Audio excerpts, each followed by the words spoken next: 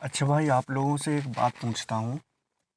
आप लोगों में से कितने लोग ऐसे हैं जिन्होंने कभी ना कभी भिखारियों की मदद की होगी? आई एम श्योर बहुत सारे लोग ऐसे होंगे। हम सभी ने कभी ना कभी जो भिखारी होते हैं या जो मांगने वाले होते हैं उनकी मदद की है। लेकिन भाई, शहरों के भिखारी कुछ अलग ही हैं, खासकर दिल्ली के। मैं ऐसा क्यों कह रहा हूँ? कल मैं मेट्रो से राजीव चौक के लिए जा रहा था। स्टेशन आया, मैं उतरा। अब सामने से क्या देखता हूँ, एक लड़की जो कि 14-15 साल की होगी, वो मेरे सामने से आ रही थी। उसके हाथ में एक गुलाब का फूल था। उसने मुझे और मेरे बगल में जा रही एक लड़की को, उसने ये सोचा कि ये दोनों साथ हैं, इसलिए फूल लेकर आई और कहने लगी कि आप लोगों की जोड़ी सलामत रहे, ये गुलाब ले लीजिए। बेसिकली वो हम लोगों को गुलाब देना चाहती थी ताकि हम एक दूसरे को दे सकें। भाई, जो लड़की मेरे बगल से जा रही थी, उसने मेरी शक्ल देखकर ऐसा मुंह बनाया कि मामला पूरा ऑकवर्ड हो गया। उसने कहा कि मैं इसको नहीं जानती और मैं इसके साथ नहीं हूँ, और बाल झाड़कर वहाँ से चली गई। भाई, मेरा पारा हाई हो गया। एक बार तो मैंने ये सोच लिया था कि गुलाब ले लेता हूँ। हालांकि उस लड़की में ऐसी कोई भी एक क्वालिटी नहीं थी कि उसको कोई गुलाब दे,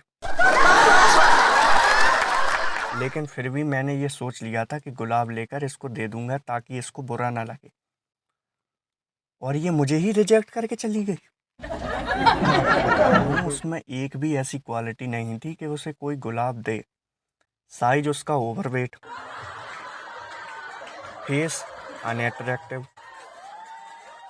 नेचर मैंने अभी देख लिया कैसा था। अब वो तो लड़की चली गई थी। अब ये गुलाब वाली लड़की खड़ी खड़ी कहती है, साहब आप ही गुलाब ले लो।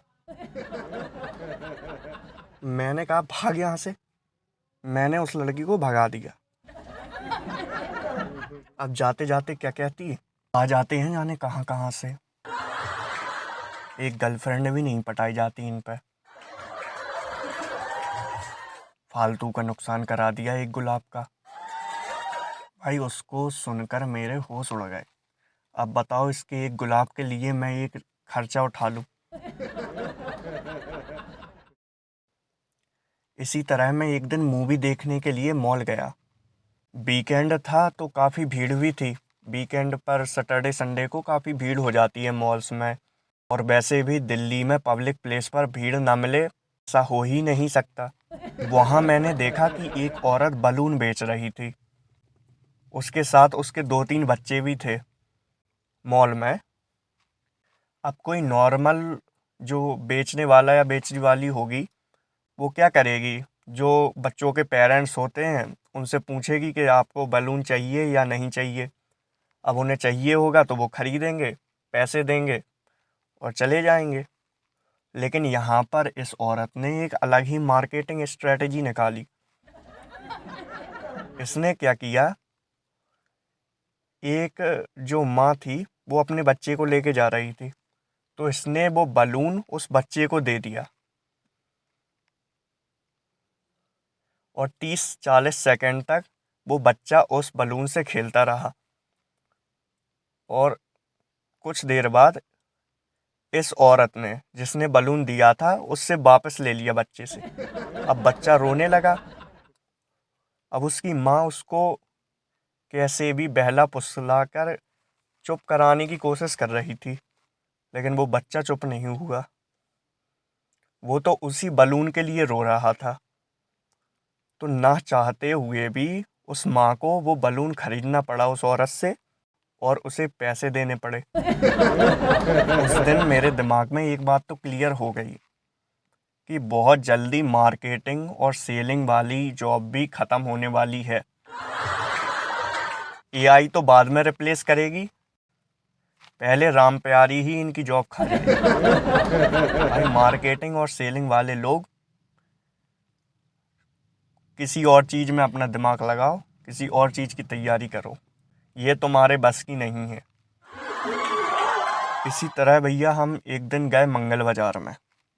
अच्छा, आप लोगों में से कितने लोग ऐसे हैं जो मंगल बाज़ार जाते हैं? जाते ही होंगे बहुत सारे लोग।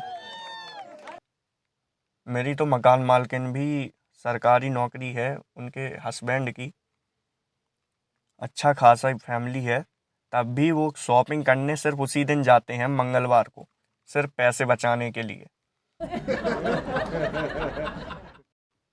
मंगल बाज़ार में हर एक चीज़ सस्ती मिल जाती है, खासकर सब्जी। तो अब हम जब अपने घर से मार्केट तक के लिए जाते हैं तो बीच रास्ते में हम लोगों को कुछ ऐसे लोग मिलते हैं जो कि थोड़े डिसेबल्ड हैं अपने शरीर से। किसी के हाथ नहीं है, एक किसी के पाँव नहीं है। और अब ऊपर से ये लोग क्या करते हैं कि अलग अलग करतब करते हैं। कोई किसी को हाथ में लेके जा रहा है, घसीटता हुआ जा रहा है, या किसी के हाथ पकड़ के एक दूसरे को घसीट रहे हैं रोड पर। और वहाँ कम से कम जाने कितने लोग ऐसे ही चलते जा रहे हैं और उनसे आई कांटेक्ट भी नहीं करते। अगर आई कांटेक्ट किया तो वो पैसे मांगेंगे, और पैसा देना नहीं चाहते ये लोग, तो उनसे आई कांटेक्ट भी नहीं करते और निकलते चले जाते हैं। अब लेकिन जैसे आप या मैं कोई हेल्पफुल पर्सन है तो वो सोचता है कि इसको हेल्प किया जाए, पैसे दिया जाए या कोई और चीज़ दिया जाए। तो भैया मैं भी रुका पैसे देने के लिए। मेरे पास 5-10 रुपए होंगे तो मैंने उसे दिए। तो भैया वो तो एटीट्यूड वाला निकला। उसने पैसे लिए और मेरी शक्ल तक नहीं देखी, वहीं से डिसअपियर हो गया, जैसे बैटमैन हो जाता है गॉर्डन की नज़रों से। डिसअपियर। मुझे वो आदमी दिखा ही नहीं, पता नहीं कहाँ गए वो।